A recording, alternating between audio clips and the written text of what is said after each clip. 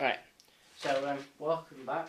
This is the next part of the going through the exam for January 2010 AQA Unit 2 AS. So we've worked out two part 3s, 3,920 newtons. Now, as I was going to say, if you don't know that, how we got that, you just skip back to the old video and you can carry on going through it. So the next question focuses more on springs than we've sort of looked at. We've looked at the moment, now we're going to look at springs. So it says two part B, this is 2B, or 2 part 1, 2B part 1 or 2B, whatever you want to call it. The spring constant for each of these springs is 100,000 newtons per metre. So K is equal to 100,000 newton per metre, and that's just the unit for the spring constant, and the spring constant I've labelled as K. So it says calculate the distance that each of these springs is compressed by the vehicle as shown in figure 2. So if we know the force on each of these three springs is 3,920 newtons equals F. Now we sort of should be looking at them two figures there, F and K, and thinking, if we're talking about springs, we're using force, we're using a spring constant, we must be using what's the law? Just, is it Ohms? It's not Ohms. No, it's not. It's not. Sorry, just give me just trying to find what the law is actually called. Well, I'm trying to do this. You can, if you've not thought of it already, try and think what I'm going to be saying next. Right, that's it. Hooke's law, sorry. Just, I thought Ohms for a second. Hooke's law. So, Hooke's law states that the force applied to a spring is equal to the is directly proportional to the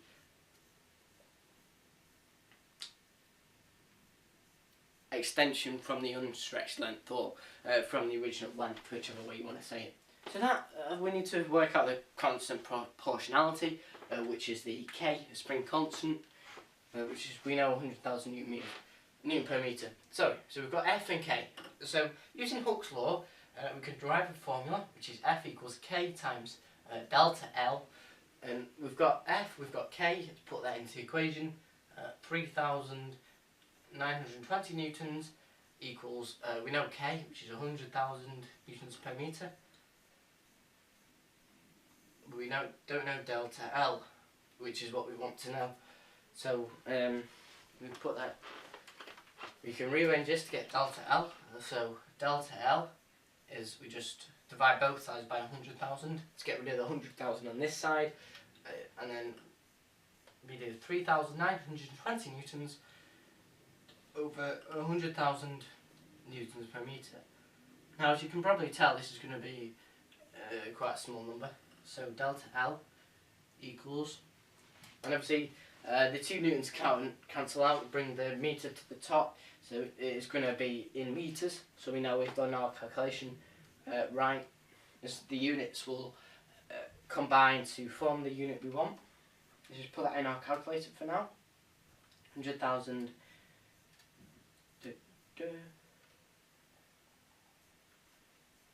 And that should get you 0.0392 metres, or if you want to be pedantic about it, delta L is equal to 0.04 metres to one significant figure, or 2 decimal places, whichever. That should be your answer. Let me just double check that with the mark scheme.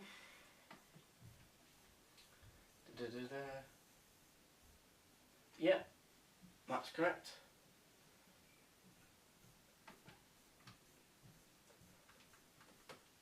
So, it says these springs must be compressed, must not be compressed more than an additional 0.065 metres. Right. Oh, sorry about that. So we're on to the next part of the question. Sorry. There we are. Crazy. So good. Yeah. we're on to question 2C now. This question says the spring must not be compressed more than an additional 0.065 meters. So if we add up the total delta L, we add up the delta L from 2B plus delta L that we need to oh wait.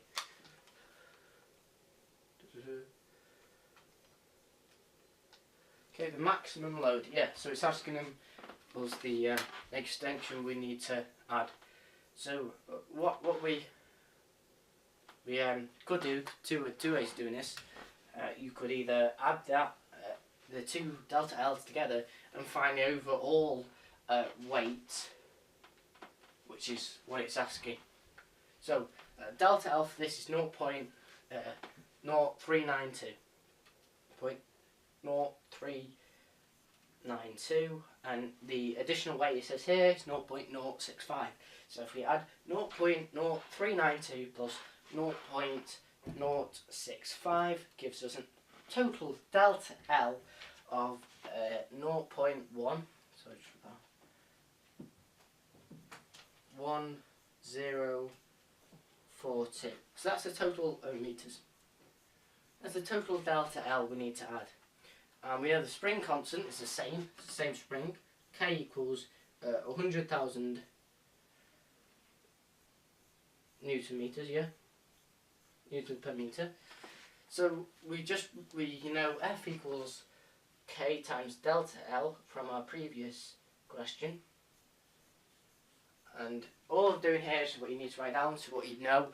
And what formula you do is that you put figures in, you rearrange it, get what you need. So we're going to do exactly the same as we were doing for the other one, except we're trying to work out the force instead of the delta L, so we don't need to rearrange it. All we do is force equals delta K, which is 100,000. I'm just going to not put the units in, I'm just going to, because I'm lazy, times 0.1042 meters. And that should give you the force, which is 10,420 newtons. And obviously if you wanted to work that out in kilograms, you just divide it by 9.8. But it doesn't ask that, it just says what's the maximum load. So that should get you your 2 marks, which the question is worth. So just go into the next part. I'm looking for there. Right, so that's the end of question 2. Now it's on question 3. I'm just going to rub this off.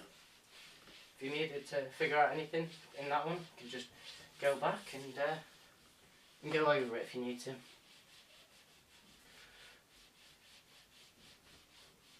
And if anything I've done wrong, just let me know. I've got the mark scheme here and I haven't done anything wrong. But if you think I have, you try and explain it to me. But if you're wrong, then put yourself in my line there. So we've got this question here. It's about optics. And I'll just draw the diagram that gives you on the paper. If you haven't got the paper with you, you're just listening to me ramble on and on. So this is the cladding A and the core B. And it says name the... oh, well, we've actually just done it. This first question says name the parts A and B. So this is 3AI. A is the cladding. I think.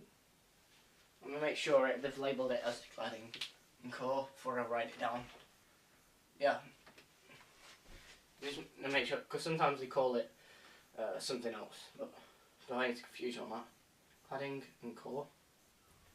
So, because the cladding is the material that surrounds it, it could be anything, but generally, I think what I was going to say there will be explained in another question.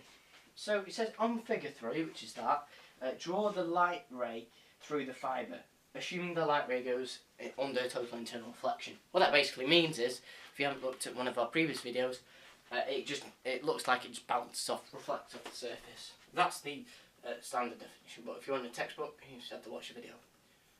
How does it come in? Yeah. I'm just, when I put an arrow, I'm going to put the arrow on it, and this is the light ray. It just totally internally reflects. Because it just bounces along the fibre, essentially, if you can think of it like that. And this will just carry on going and going until we go on to the next bit. So that's the drawing. So we've got 3 marks already. So this is 3A part 2. Sorry, it is going in a bit of a weird order, but I didn't realise it that's because they draw a line. So I'll just corner that off the top. Obviously this is not how it would look on your paper, you'd draw it in accordance to the question. So it says 3B, calculate the critical angle for the boundary between A and B. So, before we even look at what we're given, without getting ourselves, if you're the sort of person who gets confused when you just see a load of numbers on the page and you don't know how I'm going to create an equation, what equations do I use trying to search through the formula page, you just write down what you need to know, and if you've got the wrong bits of the formula, if it doesn't quite fit what you've got, then you know you've done it wrong, rather than searching through and you think, oh, well, I might not have this bit, I need this bit of your formula you've chosen. That's the way I like to do it. I mean, it might be different for other people, but that's just one of my tips. And also, if you write the formula, even if you put the wrong values in, if you use the right formula, then you get the mark for that, and you could, at least you get the, even if you can't think, well, what am I missing out of this formula? And if you just miss it, at least you put the formula and you've shown some work and you get a couple of marks for that. So, fractive index, yeah. So we've got N1 and N2. I'm not going to write values in. N1 is A and N2 is B. Now, again, the critical angle, we covered that in our total internal reflection video, so I'm going to assume you know that. So sine of the critical angle, I just put sine theta subscript C, is N2 over N1, assuming that N1, what is it? Yeah, N1 is larger than N2. I think it says that in your formula book, but that's just, otherwise if that's the other way around, then it'd come out with a number bigger than 0 and bigger than 1. If you try to put it into calculate, you get a synatic error, I think it's called. So let's put it in. So we said, if you've got the paper, it's great. It says fractive index of M1, or of A even, which is our second. Wait, have I done that the right way around? Sorry, I'm just making sure I think for a second I've done this. N1 is larger. N1 is B. Yeah, N2 is A. Sorry, just brain went crazy for a second then. So, the sine theta, the critical angle, equals, now I hope he's going to have a question on here about why is it total internal reflect. If not, I'll explain it to you. So N1 is B and we're saying N2 is A. Fractive index is 1.46 over 1.48. And to get theta, I'm not going to do any calculations. You sine inverse 1.4 over 1.6 over 1.46 over 1.48.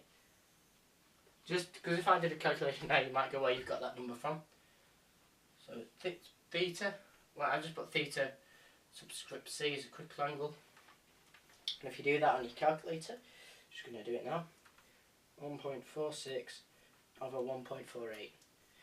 Now I sort of covered it when I did it then, but if you decide, if you put it down, if the question is a correct question, then and it's not trying to trick you, as there might be a question, or why is this, if the next question is something like, oh well, why is this figure, why can't you calculate the critical angle? If it doesn't say that, then you assume this question to be right, and N1 always has to be larger than N2. Just remember that. Otherwise, as I said, you won't get away. So that comes out as 80.569, and we can round that up to, depends how many significant figures. If you're doing two significant figures, it comes out as 81 degrees, which I personally should do, because when you've got a protractor, for example, you can't measure to 0.6 of a degree. Well, that comes into errors, which hopefully I'll cover in another tutorial with you when I've completely got a full grasp of errors and I'm not going to trick you up. So that should be a critical angle, and obviously it's less than 90, so that's good.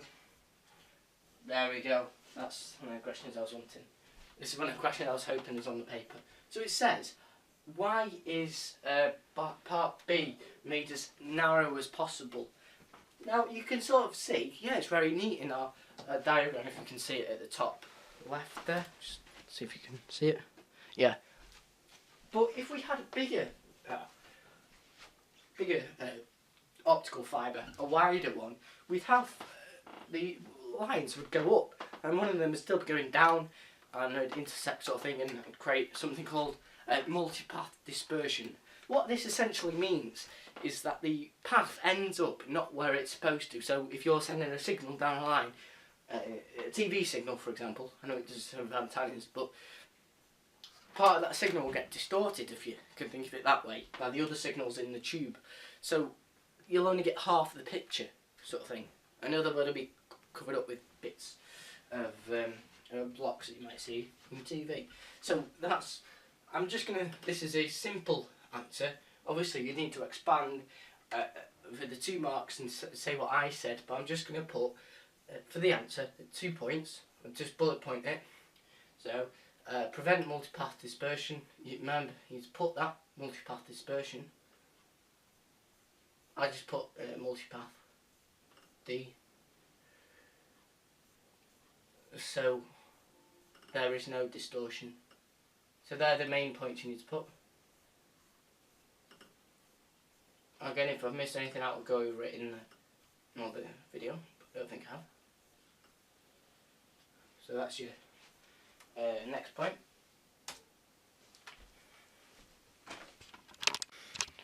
So that was question 3C. Now we're going to 3D. Oh damn it, sorry. Going a bit fast there. It says, for 3D, it says state one application of optical fibres and explain how this has benefited society. This is quite a weird question, never seen this one before.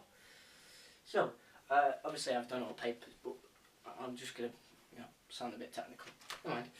So it says, state one application of optical fibres and how this has benefited society. Well, an application could be something like, I don't know, a medical endoscope.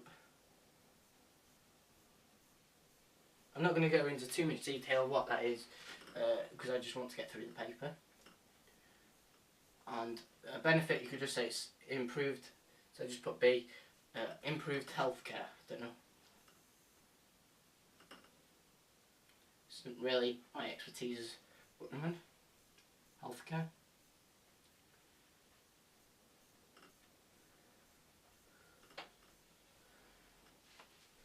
So that's 3D done, 2 marks, tick. So that's question 3 done. Hopefully we'll go on to the next question now. I'll just rub that off.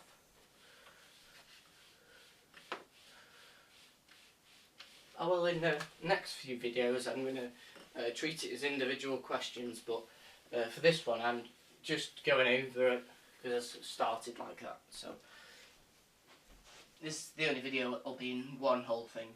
So for question 4, now it says, if you haven't got it up, I'm just going to read it out to you. It says, figure 4 shows a side view of a string on a guitar.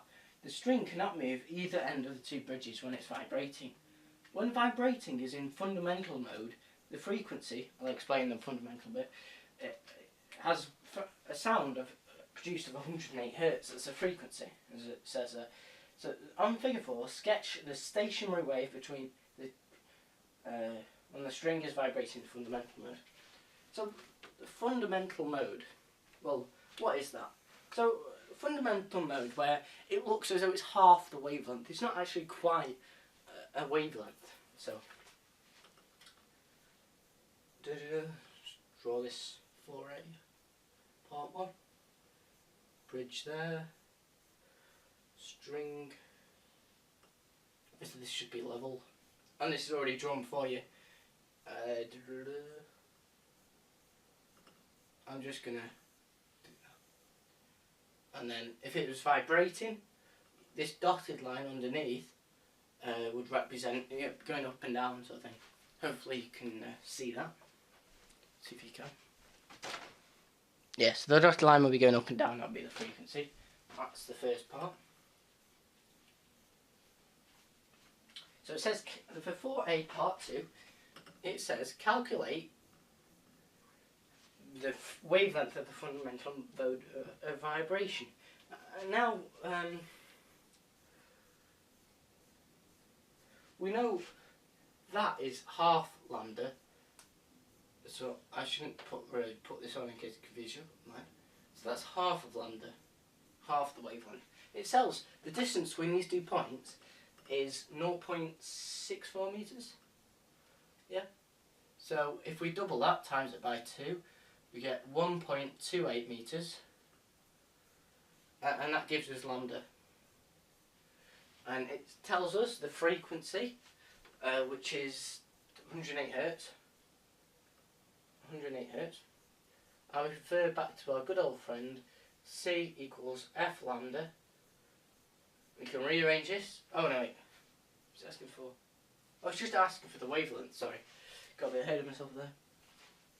Let's go on to the next question. So for 4A part 2, all you need to do is double the distance between the 2 bridges. So we've got half the wavelength, so you double it to get the whole wavelength, and that gets us the whole wavelength.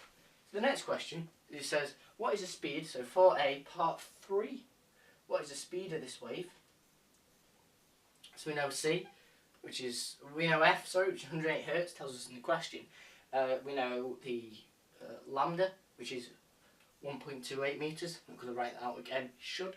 So all we do is times 108 by 1.28. So C equals 108 hertz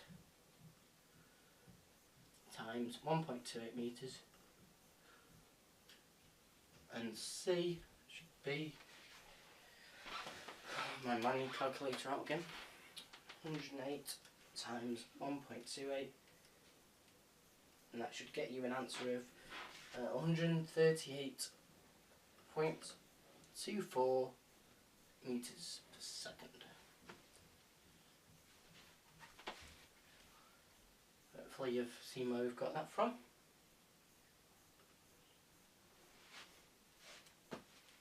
So,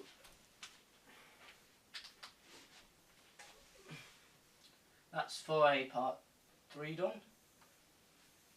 Now it says 4B, just put this over here. It tells us, while turning the guitar, the guitarist produces an overtone that has a node of 0.16 meters from the bridge A. Sketch a stationary wave produced and label all the nodes that are present. So the stationary wave, just because it's not an overtone, is when 2 progressive waves with equal phase difference and amplitude collide with each other to basically create nodes and antinodes. So it appears as a straight line, but obviously we know as physicists it doesn't. So it says a node is produced at 0.16 meters. So this is, oh, so he's changed the bridges there, sort of thing.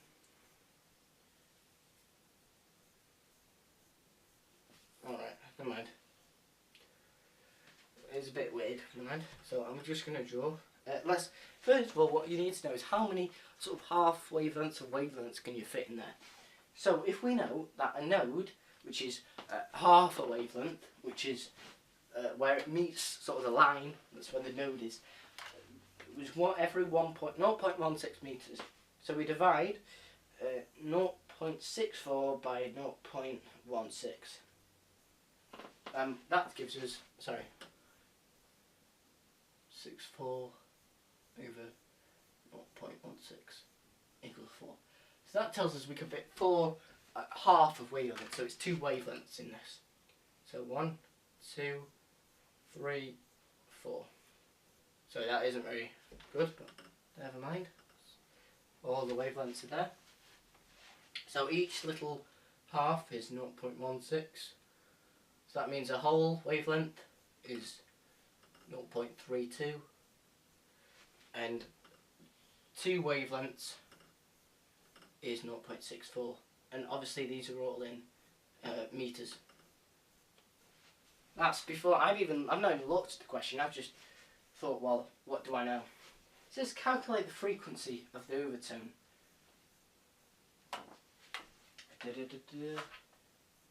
So sorry, yeah, 4B part 1 was actually drawing this.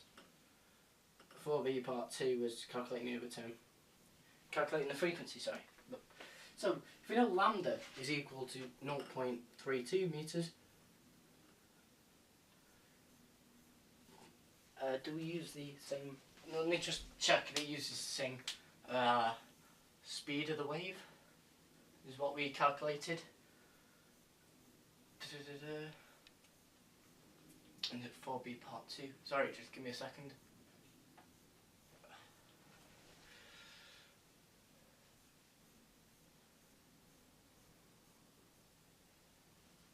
Part 2.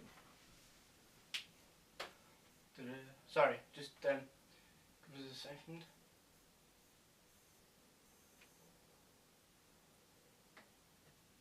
Yeah, it does use the same speed, but as it's 4 times the frequency of this one, all we can do is simply times 108 by 4. Yeah. So it's basically 108 hertz times by 4. And it did confuse me a bit, that, but never mind. Right, it's at 432 hertz. And that's basically because we've got 4 times the amount of vibrations going on in the same space. I was overcomplicating it, as usual.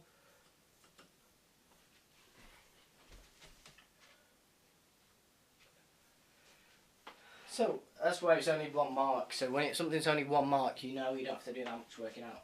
So it says 4C, the guitarist. I'll just put 4C because I'm crazy.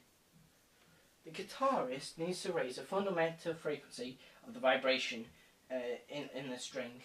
State one way this can be achieved. Now it's quite a weird question, that, but there's 2 basic answers really.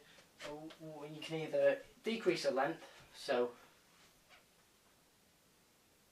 yeah, so you increase frequency, the amount of vibrations going on is a bit higher, so you decrease the length, so yeah, so you have more vibrations going on, or you can increase tension, which means it's more likely to vibrate. So there's just only 1 mark, so I'm just going to put increased tension because it seems a bit more logical to me anyway. Tension. We could just have decrease the length, but as I said, I'm going to put increased tension because I'm lazy. Increased tension. Let's go on to the next question. Well, that's the question 4 done. So if you were just looking at question 4, you can sign off now. Sorry, let's get rid of that.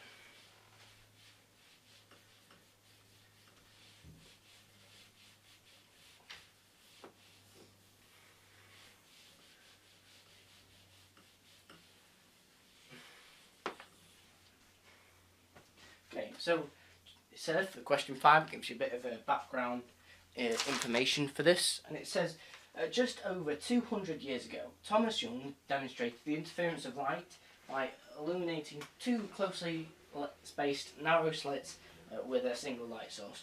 What did this suggest to Young about the nature of light? Well, as they intersect and superimpose and superposition. If you don't get what I'm talking about, go back to our Young's modulus video. And so this suggested, I'm just going to put a basic answer. I mean, it's only 1 mark, so they're only going to be looking for one thing. That behaves as a wave. Or light behaves as a wave, but I'm just going to put behaves as a wave.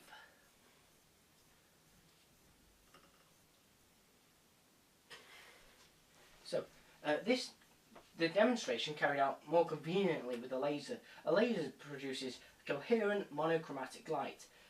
What does monochromatic mean? Well, monochromatic means it's one wavelength or a specific wavelength. As a laser is very direct, you don't see different colours in it, you just see one bright distinctive colour, say red or blue with different wavelengths, so a specific wavelength. As non-monochromatic light is white, for example, which has a range of colours actually inside the white light. Specific, I just put specific lambda. I have explained it, so hopefully you don't need to read it. State what is meant by coherent. Now we've sort of talked about this. They have the same, I guess this is 1 mark. So they have the same amplitude or same PD, which is actually not potential difference, it's phase difference. I just put phase. Crazy, it's going down. Or you could have the same amplitude, as they have to impose at the same points, etc. And again, if you don't get what I'm talking about, go back to our videos. I'm sure you'd like that. Or if you're just being lazy, you know, amplitude just means the height of the wave or the maximum displacement of a vibrating particle relative to its equilibrium position. The next question says 5b part 3. Let's see. It says state one safety precaution that should be taken while wearing a laser. Now it might sound really simple, but some people are thick, so I don't know why they'd be able to take A-level physics if they couldn't think of this. So obviously, with it being a specific wavelength, it's going to be quite concentrated. So if you look at it directly, it's going to destroy your eye. So don't look directly at the laser, because even after reflection, it's still really powerful. So don't look directly at the laser.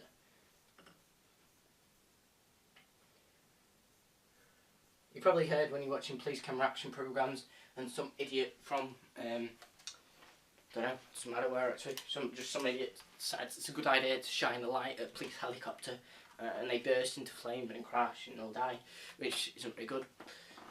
And it causes a lot of trouble for the police because it blinds the camera and could stop a criminal getting away. So, you know, you could put something like that if you wanted to. I'm not sure you get the mark for it, but, you know, make the examiner smile. So it says, next question, 5c, it says, figure 6, which I will draw in a minute, shows the maxima of a two-slit interference pattern produced on screen when a laser was used as a monochromatic light source. So, as we said, monochromatic is a single wavelength. Maxima is just the centre. It's just different points where it occurs. So it could be the first maxima is the first one to the left or first one to the right. Second is the second on either side. Third, you go as you get more. But obviously, diffraction grating is a lot more accurate. There's more slits. But this is talking about Young's. So just a bit of outside information there. So back to the question. It says slit spacing. So S is, what is it, 0.3 meters, and it tells us the distance from slits to screen is 10 meters. Use figure 6 to calculate the wavelength. Now, I'm just going to give you the main information. You don't need me to draw it out actually. So for 1, 2, 3, 4, 5, 6, 7, 8. So for 8 circles or 8 maximums, or not 8 maximums, but 4 maximum either side, 8 in total, you've got 0.16 meters. It's just one sec, see what's doing on here before I go into making a mistake. Oh, God's sake, one day.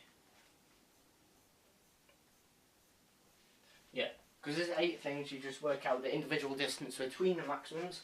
So 0.16 over 8 equals 0.02.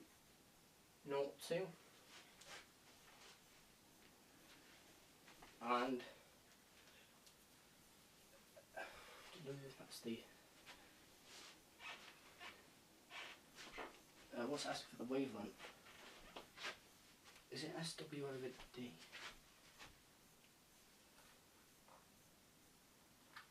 Yeah, I think the lambda is SW over D, and W is the fringe spacing between them, between the maximums. So S 0.3 meters times 10 to the minus 2. Don't know why it hasn't done that, I didn't write down. So lambda equals 0.02 times 0.3 times 10 to the minus 2. Sorry about this. And that's all over D, which is 10. And this is obviously going to be a very small wavelength, which is 6 times 10 to the 7 meters. 6 times 10 to the minus 7 meters. And that gets you your wavelength. So lambda is SW over D. Put that in, substitute it in. 10 meters equal to 6 times 10 to the minus 7 meters. And that's the answer.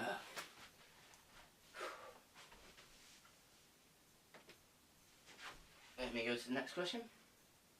It says, for 5D,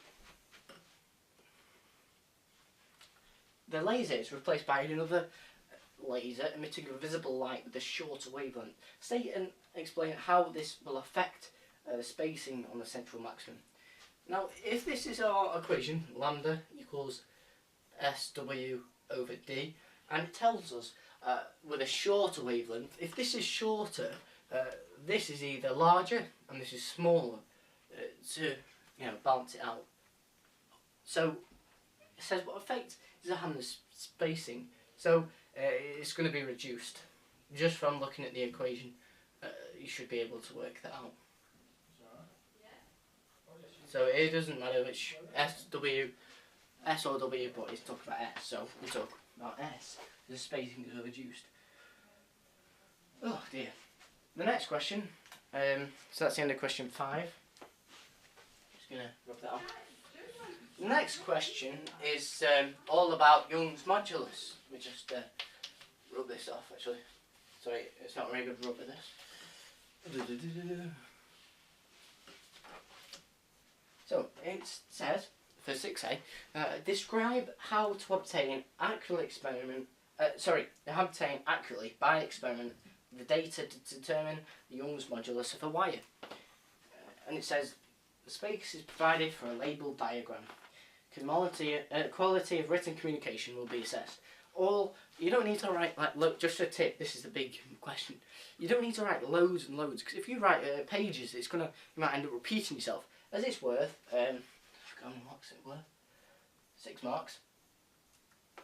It's best just to write your points in bullet points. You get about 2 or 3 marks, depending on what the mark scheme is like, for your diagram, and the rest is for your points. So you need to point a few good points down. 6 points if you're really covering yourself. If you think your diagram's terrible, just aim for 6. So this isn't not really going to be included as such, but it might be useful, I think. So we know A is equal to T times delta L. Oh no wait, T times L. Sorry, over A times delta L. Or just TL over A delta L. It doesn't matter. But the times sign is still going to be there, whether you include it or not. So that is your equation. So what you need to talk about this, you need to talk some sort of graph if you're going to include one. So Young's modulus is tensile stress over tensile strain.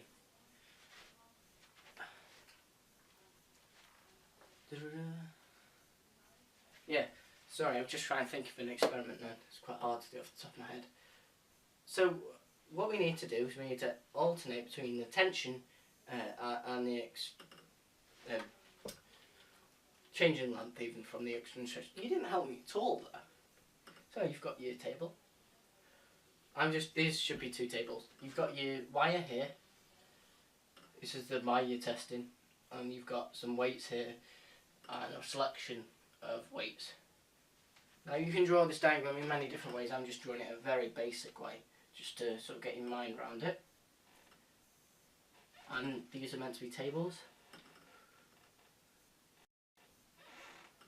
Obviously you won't draw this. What you need to do, first thing you need to do, is you need to obviously draw your diagram, label it.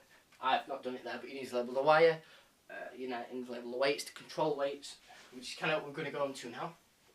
So, first thing you need to do, if you haven't done already, is measure the cross-sectional area, which is to get A.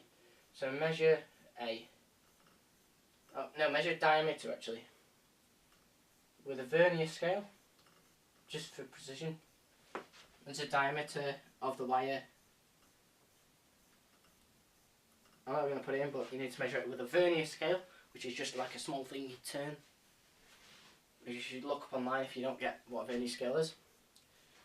Measure the diameter of a wire to get area. Just put area, A. Add control weights. But obviously, I'm not going to put it in as a point you need to explain. Pens go in. Well, a basic thing you need to put in there is about, about setting up the diagram as shown above. I mean, sounds obvious, but some people don't do it. Measure diameter of the wire, A. Add the control weight. So, add the control weights to, get the tension in the wire. Add control weights.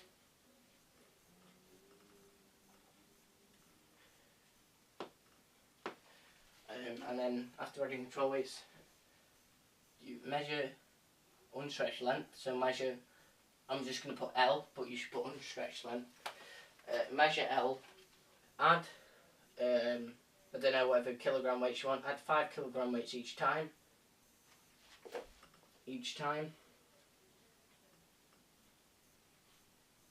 And then you could use this to measure delta L each time as well.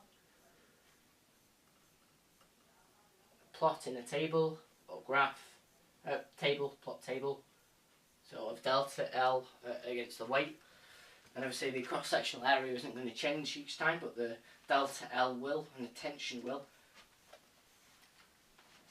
So as we know, the graph you're going to have is going to be, as it's E is tensile stress over tensile strain, so this is going to be T over A, and delta L over L on this axis. And you're going to get a variety of points, and you're going to have like a thing there. Now the gradient of this line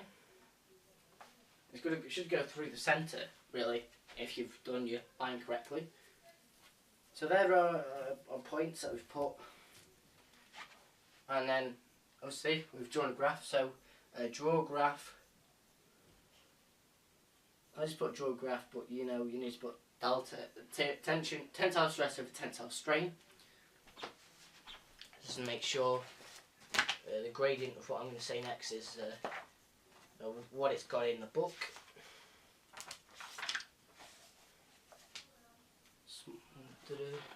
Tensile stress. Sorry, just give me a second.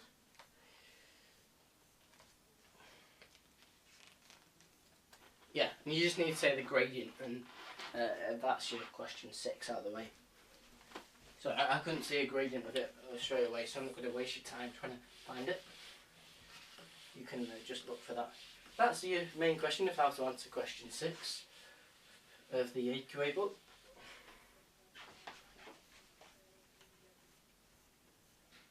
So yeah, it's actually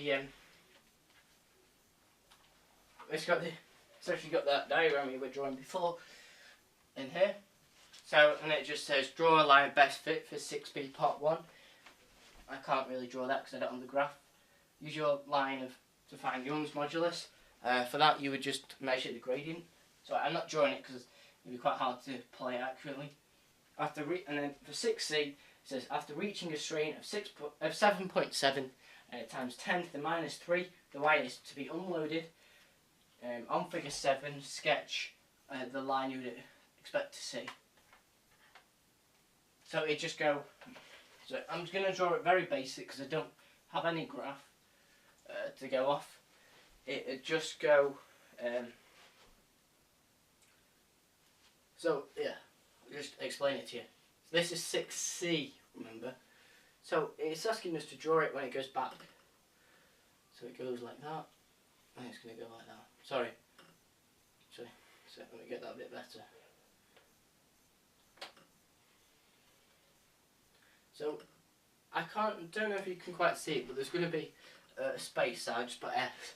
And that S represents, and if you can quite see it, yeah, the bottom there. That S represents the permanent extension, because I know it's done that because up here, where it starts to curve on your diagram, that's where it's got something called plastic deformation, which sounds really intense. Oh yeah, plastic deformation. And that basically means you've stretched it beyond it wants to be stretched. It's like, no, you ain't stretching me no more, brother. You ain't stretching me past this. And that's going to, the wire's going to be very happy about that. If you stretch your arm off, you can't reattach it. I've tried many times, but never mind. So that's 6C done. Number 7, nearly there. So let's get rid of that. So question 7. Part 1. It says at a speed of 11 meters per second. So V equals 11 meters per second. The air passing through each second, volume. Oh, well, that's not very good. So I just put speed, volume, and the volume is equal to 3.5 times 10. Is it 3.5? Yeah. Times 10 to the 5. Times 10 to the 5 meters cubed. So that's the volume. And it says, show that the mass of air that will pass through the blades each second is about 4 times 10 to the 5 kilograms. So the speed, you might go, right, well, that's very good. Sorry, it's a fan if you didn't, like a blade thing. These arrows are blades. So that's your, so P, is it P? So let me just, it's a weird formula and you don't really use it that often, and this is the only question where I've seen it ask this. So, I mean, it is quite unusual, so I haven't really prepared for it well. Probably should have done. I knew it was coming up, I knew I was going over it. Never mind it. Where is it? Damn it. Come on. I've gone right past it.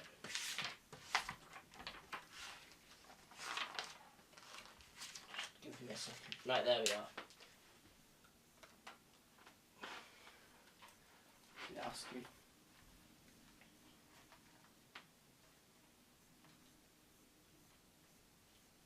What is he asking for? It's asking for the mass.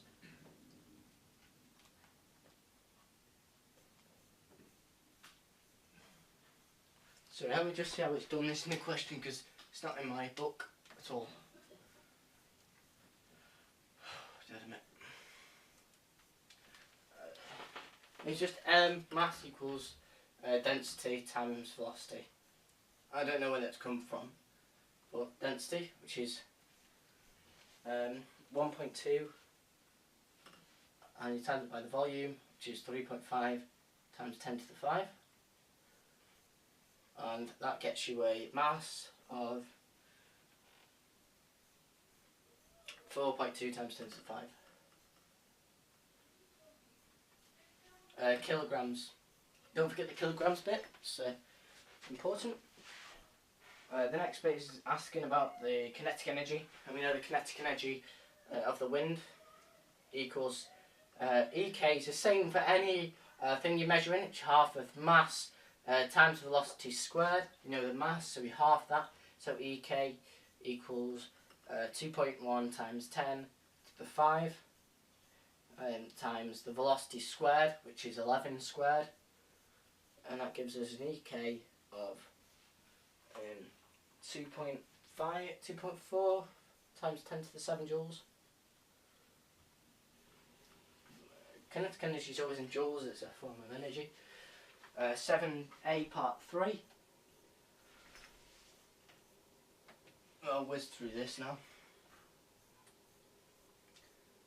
Kinetic energy. It says it's predicted that the wind turbine will project an electrical power of 10 megawatts in these conditions. Calculate percentage efficiency of the turbine in converting this kinetic energy to electrical energy.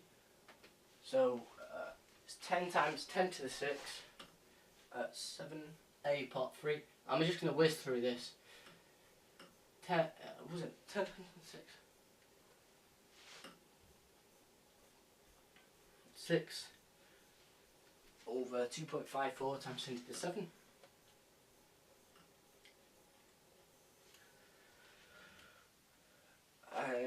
So you times it by 100, and that gets you 39%.